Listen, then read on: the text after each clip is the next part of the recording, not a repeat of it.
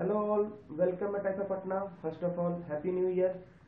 मैं इस वीडियो में बात करने जा रहा हूँ आरआरबी जेई के बारे में। आप बहुत सारे वीडियोस देख चुके होंगे जिसमें एग्जाम के पैटर्न पे बात किए गए होंगे, ठीक ना, उसके सिलेबस के बारे में बात किए होंगे। मैं इस वीडियो में आपको बस ये बताऊंगा कि हम लोग एग्जाम को क्रैक कैसे करें। एग्जाम दो सेक्शन में है, एक आपका नॉन टेक पे है, एक आपका टेक पे है, स्टेज 1 और आपका स्टेज 2। स्टेज 1 का एग्जाम आपका मई के आसपास होगा, स्टेज 2 का एग्जाम आपका अगस्त के आसपास होगा। कुछ लोग ऐसे होंगे जो भी नॉन टेक पे फोकस करेंगे, जब ये सोचेंगे कि ये जब मेरा निकल जाएगा फिर मैं स्टार्ट करूंगा टेक पे। नहीं, नॉन टेक को निकालना बहुत ही आसान है, बहुत ही आसान है, लेकिन बीच में गैप है, सो आपको टेक को भी साथ साथ लेके चलना पड़ेगा। अभी से ही 4 to 5 मंथ्स एनफ होंगे, मैक्सिमम 6 मंथ एनफ होंगे टेक की तैयारी करने के लिए, और 2 से 3 महीने काफी होंगे नॉन टेक को तैयारी करने के लिए। अगर मैं सबसे पहले बात करूं नॉन टेक की, तो नॉन टेक में सबसे पहले आप फोकस करो साइंस एंड टेक्नोलॉजी पे, ठीक है। उसके बाद आप स्विच करो मैथ पे, मैथ के बाद आप आओ रीजनिंग पे। ये जब तीनों सेक्शन को आप अच्छे से बैलेंस में लेके चलोगे तो 50 प्लस आप आराम से लेके आ जाओगे, और 50 प्लस एनफ होगा स्टेज 1 के क्वालिफिकेशन करने के लिए।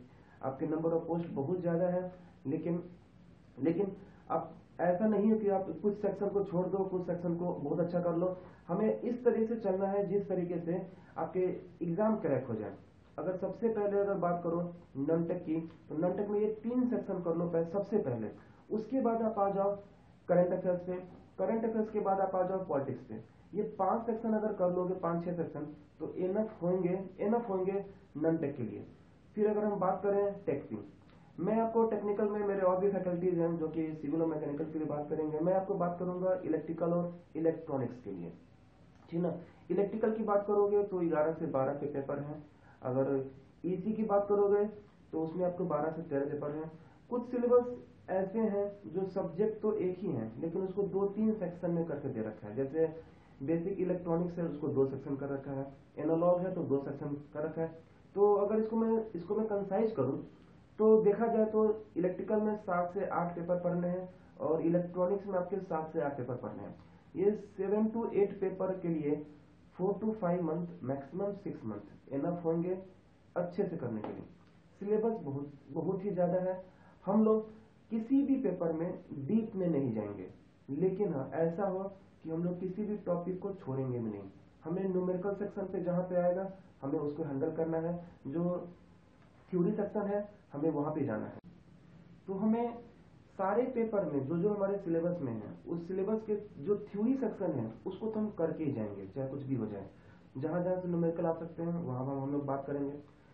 अगर मैं सबसे पहले स्टार्ट करूं नेटवर्क पे, तो नेटवर्क जो है आपके 3 सेक्शन में दे रखे हैं। कहीं पे मैग्नेटिक सर्किट है, बेसिक इलेक्ट्रिकल सर्किट है, एसी फंडामेंटल्स है। इन तीनों को आप एक मानो, ये इसको हम लोग बोलते हैं सर्किट थ्योरी या फिर नेटवर्क बोलते हैं। ये दोनों है, दोनों में है, इलेक्ट्रिकल में भी है और इलेक्ट्रॉनिक्स में भी है। सो आपको कैसे करोगे, तो बेसिक में आप केवीएल केसीएल पे जाओ, सीरीज कनेक्शन, पैरेलल कनेक्शन पे जाओ, वोल्टेज डिवीजन, करंट डिवीजन पे, स्टार डेल्टा एनफ होंगे सब पे 2-3 न्यूमेरिकल करो, एनफ होंगे। फिर अगर आज आप बात करो मैग्नेटिक सर्किट पे, उस पे हम लोग बेसिक बात करेंगे, इंडक्टर पे, ट्रांसफार्मर पे, आपके कपलिंग पे बात करेंगे। और उसके बाद आ जाओ एसी फंडामेंटल्स पे। तो एसी फंडामेंटल्स में आपके बहुत ज्यादा क्वेश्चन टफ नहीं आएंगे। Basic voltage division, basic current का आएगा जिसमें सीरीज पैरेलल का आता है, इंपीडेंस कैलकुलेशन या फिर पावर फैक्टर के क्वेश्चन आ सकते हैं। तो इन सब से क्वेश्चन आएंगे। मैं फिर से बोलता हूँ, डीप में नहीं, सब पे छोटे छोटे न्यूमेरिकल करेंगे, क्वेश्चन आपके बन के आएंगे। अगर मैं दूसरा बात करूं कम्युनिकेशन की, तो कम्युनिकेशन आपका इलेक्ट्रॉनिक्स में है, इलेक्ट्रिकल में नहीं है। कम्युनिकेशन में हम लोग 3 सेक्शन की बात करेंगे। हम लोग सबसे पहले एम्पलीट्यूड मॉड्यूलेशन की बात करेंगे, एफएम की बात करेंगे, और आपके फेज मॉड्यूलेशन की बात करेंगे। That is the enough. थोड़ा मोड़ा हम लोग बात करेंगे रिसीवर पे, एनफ होंगे क्वेश्चन इसी से होंगे, ठीक ना। और इसी में साथ साथ आपका डेटा कम्युनिकेशन में, डेटा कम्युनिकेशन ओएसआई मॉडल है, इंपॉर्टेंट होगा, ठीक ना। तो जो हम लोग क्लास में करेंगे तो डिटेल्स में हम लोग बात करेंगे किस तरह से हम लोग डेटा कॉम को बढ़ेंगे। ये लिखा हुआ है कंप्यूटर नेटवर्क, वो कंप्यूटर नेटवर्क नहीं है, वो एक्चुअली डेटा कम्युनिकेशन है वो, ठीक है। अगर हम बात करो पावर सिस्टम की, तो पावर सिस्टम इलेक्ट्रिकल में है, इलेक्ट्रॉनिक्स में नहीं है, ठीक ना। पावर सिस्टम से जो क्वेश्चन आएंगे वो आपके 2 सेक्शन से मैक्सिमम आएंगे। एक आपके जनरेशन से आएंगे, दूसरे आपके ट्रांसमिशन से आएंगे। जनरेशन की अगर बात करोगे तो पावर प्लांट से हो सकते हैं, सिंक्रोनस से हो सकते हैं, और अगर ट्रांसमिशन की बात करोगे तो ट्रांसमिशन लाइन पे। तो इन 2 सेक्शन पर अगर हम लोग करके जाएंगे पावर सिस्टम से अच्छे से क्वेश्चन आएंगे। इसी में आपका एडवांस पावर सिस्टम का पार्ट है, जो आपका यूटिलाइजेशन जो सेक्शन है वो आपका देखा जाए तो आपका पावर सिस्टम का ही पार्ट है। उसके बाद अगर हम लोग आए मेजरमेंट पे, तो मेजरमेंट आपका इलेक्ट्रिकल में है और इलेक्ट्रॉनिक्स में आपका कुछ सेक्शन में आपका गिवन है। तो इसमें हम लोग सिर्फ और सिर्फ 3 सेक्शन बात फोकस करेंगे। पीएमसी में 2 पार्ट, वोल्ट मीटर और अमीटर, पावर मीटर और आपका वाट मीटर है ना। तो हम लोग ये बहुत ज्यादा डीप में नहीं बात करेंगे। पीएमसी, वोल्ट मीटर, अमीटर, आपके वाट मीटर पे बस। उसके बाद अगर आ जाए ईडीसी और एनालॉग पे, ईडीसी में हम लोग मैक्सिमम फोकस करेंगे पीएन जंक्शन और डायोड के आसपास, मैक्सिमम से मैक्सिमम थ्योरी पे फोकस करेंगे। तो ये जो बेसिक इलेक्ट्रॉनिक्स है ये दोनों में है, इलेक्ट्रिकल में भी है और इलेक्ट्रॉनिक्स में भी है। तो बेसिक इलेक्ट्रॉनिक्स में जो ईडीसी पार्ट है, इलेक्ट्रॉनिक्स डिवाइसेस, इसमें मैक्सिमम क्वेश्चन आपके थ्योरेटिकल आएंगे, मैक्सिमम क्वेश्चन थ्योरेटिकल आएंगे, ठीक है। अगर दूसरा सेक्शन पे आ जाओ आप एनालॉग इलेक्ट्रॉनिक्स, तो एनालॉग इलेक्ट्रॉनिक्स भी आपके इलेक्ट्रिकल में है और आपका इलेक्ट्रॉनिक्स में भी है। कुछ कुछ सेक्शन आपको अंदर टॉपिक के अंदर मेंशन है। इसमें क्वेश्चन आपको मैक्सिमम फोकस करना है डायोड सर्किट के आसपास और आपके बीजेटी के आसपास। यहाँ से आपके न्यूमेरिकल क्वेश्चन पूछ सकते हैं, जैसे कि I equal to I C plus I B में। तो ये छोटे छोटे पे क्वेश्चन आपसे पूछ सकते हैं। उसके बाद अगर आ जाओ बात करो मशीन की, तो अगर हम मशीन पे बात करें तो मशीन पे जो मैक्सिमम क्वेश्चन जो आपके आएंगे वो आपके ट्रांसफार्मर से, इंडक्शन से, आपके सिंक्रोनस से। मशीन में आपको सबसे ज्यादा फोकस करना है थ्योरी पे। याद रखिएगा मशीन में आपके न्यूमेरिकल सेक्शन बहुत ही कम आएंगे, बहुत ही कम आएंगे। मैक्सिमम क्वेश्चन आपके कंस्ट्रक्शन से, आपके वर्किंग से और आपके वर्किंग प्रिंसिपल पे आएंगे, आपके मटेरियल पे आएंगे। सो मशीन में मैक्सिमम से मैक्सिमम फोकस करना है। बहुत वीक पोर्शन होता है लोगों का ये मशीन, तो आपको मशीन पे फोकस करना है थ्योरेटिकल सेक्शन पे। उसके बाद अगर बात करो, हम लोग बात करेंगे डिजिटल की, तो डिजिटल में बेसिक आपको फोकस करना है लॉजिक गेट्स पे।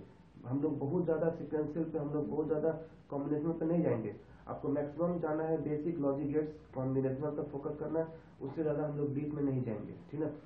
तो मैं आपको समराइज कर दूं, अब सब कुछ को बताना पॉसिबल नहीं है, सो हम लोग क्लास में डिस्कशन करेंगे किसमें कितना पढ़े। लेकिन जब मैं क्लास लूंगा तो उस समय इलेक्ट्रिकल और इलेक्ट्रॉनिक्स वाले को टॉपिक तो मैं सारा कवर करूंगा, थ्योरी सेक्शन सारा कवर करूंगा।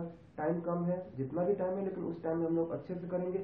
किसी भी सेक्शन को छोड़ेंगे नहीं, किसी भी सेक्शन में R&D नहीं करेंगे, रिसर्च नहीं करेंगे कि हमें ये बहुत ज्यादा मुझे आता है और आपको सिखाना है।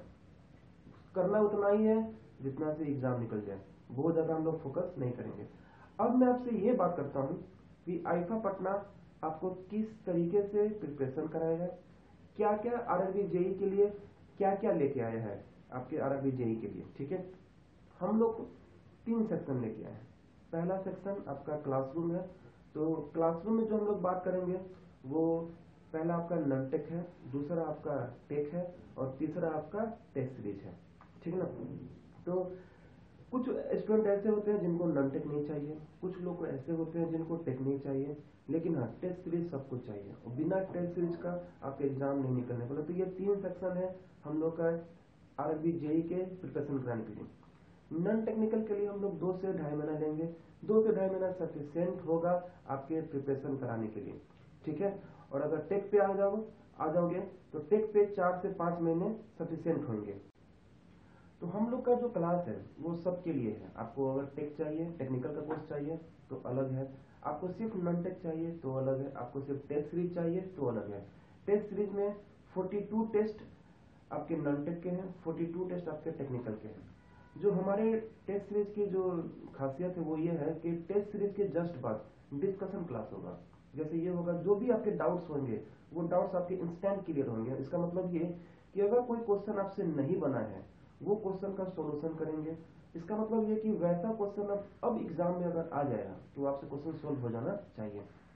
तो ये टेस्ट सीरीज है, 42 टेस्ट होंगे, बहुत ही सफिशियंट है और दोनों सेक्शन अलग अलग है। टेक्निकल के लिए 42, नॉन टेक्निकल के लिए 42 आपके हैं। टोटल 84 टेस्ट होंगे आपके, ठीक है। टेक्निकल के लिए हम लोग स्टार्ट अभी से कर रहे हैं 5 जनवरी से, नॉन टेक्निकल के लिए भी 5 जनवरी से स्टार्ट कर रहे हैं। मैं मैक्सिमम 3 मंथ टाइम दूंगा और टेक्निकल के लिए 4 to 5 मंथ टाइम दूंगा। ये सफिशियंट होंगे आपके एग्जाम निकालने के लिए, ठीक है ना। तो चलिए स्टार्ट करते हैं प्रिपरेशन 5 जनवरी से।